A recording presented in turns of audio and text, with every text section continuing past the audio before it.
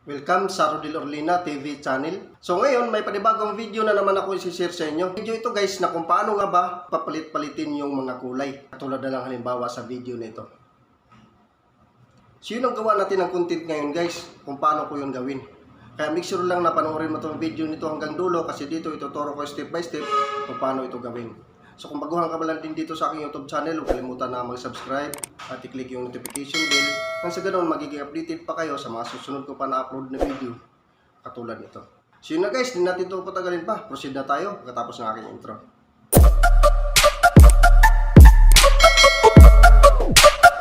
So ngayon para makapagsimula na tayo, proceed na tayo sa video editor natin gagamitin na yung CapCut. So itong CapCut guys, click lang natin to. Tandaan nyo guys, ito yung pinaka-guide natin. Itong kulay orange na bilog. Ngayon, pagka-click natin sa CapCut, click natin din yung new project. Ito siya. Din kuhain na natin yung video na nakahanda. So, ito yung sa akin guys. I-click ko lang to. Din i-add ko lang. Ito siya. Click add. Din dito sa tools, hanapin natin yung aspect ratio. So, ito siya. Click lang natin to. Din iset natin siya sa 16:9. So, ito siya guys. Click lang natin tong 16:9. Then, i-click natin tong check. Then ngayon, katapos nito guys, i-check muna natin yung ating video na nakahanda. I-click natin tong button. So, tanggalan lang natin siya ng ingay guys para hindi maingay yung ating pagtuturo. So, i-click lang natin tong na-add overlay natin na video. Ito siya. Then, hanapin natin dito sa tools yung volume. Ito ang volume. Click volume. Then, i-zero lang natin siya guys. Tulad nito. Yan. Tapos, i-check lang natin. Ngayon, ito na siya. So, adjust lang natin siya guys. Diyan sa paglabas niya. Yan. Diyan nga part. Then, punta tayo dito sa split. Ito siya. Click natin itong split. Tsaka dito nga part guys. Click natin to kasi ito yung tatanggalin natin. Yan. Then, punta tayo dito sa delete. So, ito na ngayon guys. So, ngayon para magawa na natin yung ating content ngayon guys. Kung paano bago-baguhin yung suot niya. So, ganito yung gagawin natin. So, make sure lang din guys na panoorin mo itong video hanggang dulo kasi dito ituturo ko sa inyo kung paano gawin. So, ngayon, dyan nga part guys. So, i-click lang natin itong na-add overlay natin na video. Ito siya. Punta tayo dito sa split. I-click natin itong split. Madali lang itong sundan guys kasi napakadali lang itong gawin kung paano palitan yung suot niya na damit. Pabago-baguhin yung kulay. So, ngayon, i-adjust ulit natin yung video. Dyan nga part. Dyan. Then, punta ulit tayo dito sa split. Click natin itong split. Then ngayon, i-adjust ulit natin yung video. Dyan. Tapos, punta ulit tayo dito sa split. The same procedure pa rin guys. Click natin itong split. Then, yan na siya. Putulin na natin ito sa dito nga part. So, punta tayo dito sa split. Click natin yung split. Then, dito sa delete. Click and delete. So, ito na yung video natin ngayon na papagubaguhin natin yung kulay niya na suot na damit. So, paano nga ba? So, ganito yung gagawin natin guys. Una natin gagawin, ganito. Ito nga part dito guys, itong na-split natin, ito yung babaguhan natin ng kulay ng damit. So, gagawin lang natin dyan, dito sa tools, hanapin lang natin yung background. So, ito siya. Click lang natin to. Then, dito sa color, ito, click natin itong color. Then, dito na ngayon guys, pipili na kayo dito ng gusto nyong ilagay na color. So, ito, example lang, kulay blue. Yan, i-click lang natin itong kulay blue. Then, itong check, i-click ko lang din ito. Ngayon, i-back lang natin siya dito guys. I-click lang natin to.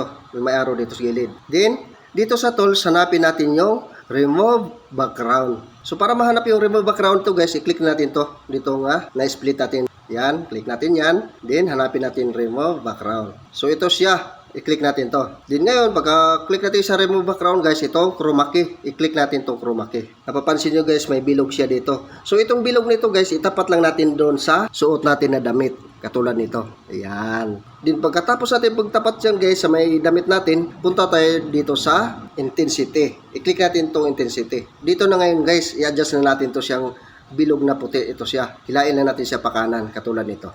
Diba? So napapansin nyo guys, nagbago yung kulay niya. So ganun lang kadali guys yung pagpalit ng suot mo kung anong gusto mong ilagay na kulay. So ganun ang procedure na gagawin mo guys. So dito guys, ulit-ulitin lang natin to siya hanggang sa matapos natin to dito sa dulo. So ngayon, pag okay na siya dyan, napalitan na natin siya ng kulay ng damit, punta tayo dito sa check. I-click lang natin itong check.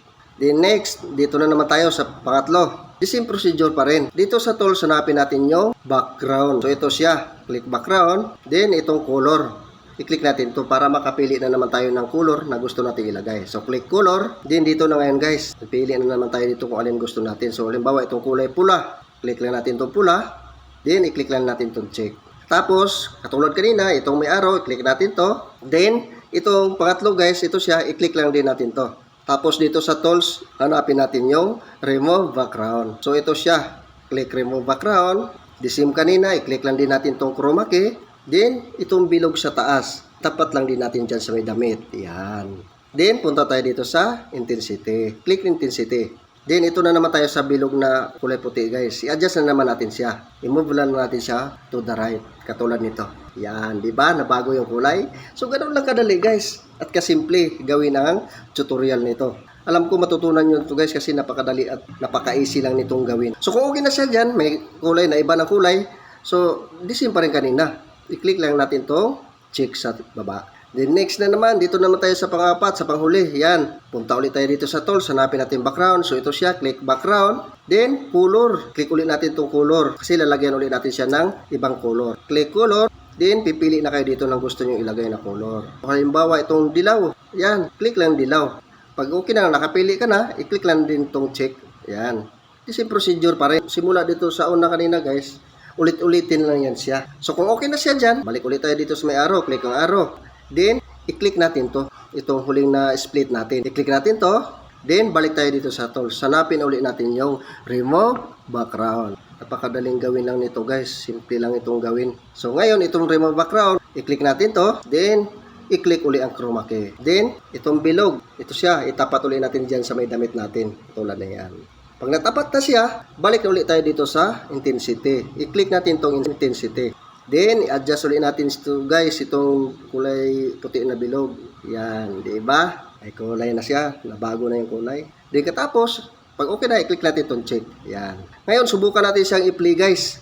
Tingnan natin yung output ng ating ginawa ngayon. So, click button. Yan, pagmasdan nyo lang mabuti. Yan o. May bago na kulay. Yan.